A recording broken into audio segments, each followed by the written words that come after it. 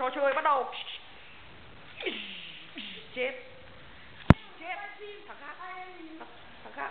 Em là thằng cầm kiếm. Em thằng khác. Ui, thằng khác.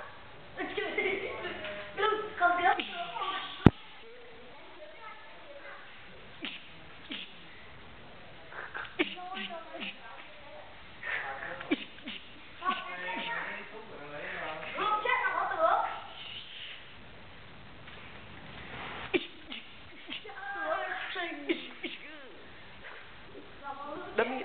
Đâm đi Trương, đâm đi.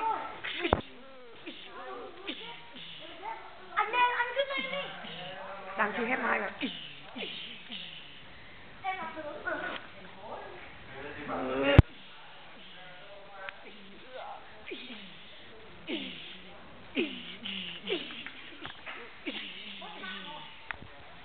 Quá nữa.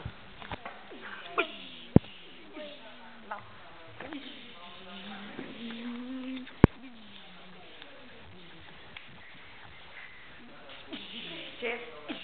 Chết. Tướng mà. Chết, em chết rồi. Phải chết đi chứ. Bắn 2 phát rồi chết.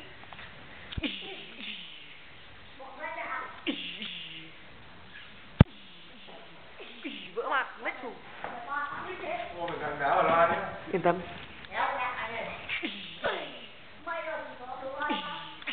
Chết. Nói nhiều, anh chỉ 2 phát rồi chết. Nằm trong giường đi. Không quặc như thế. Nằm trong giường nhá. Bùm bùm. Như là gì anh thắng là đấy chắc. Thì anh đang chơi chưa? Anh nhân vật trong game. Bùm bùm. Anh làm bắn hướng ấy. Bùm bùm. Nói nhiều. Đâu ở trong game. Em chết rồi. Bùm. Không, em ở đây. Em không chơi thì em không.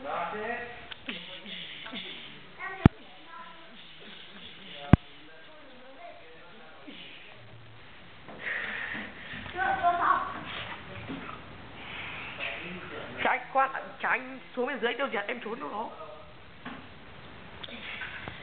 Mình là người fan. Ngày nào cũng có mình người ai.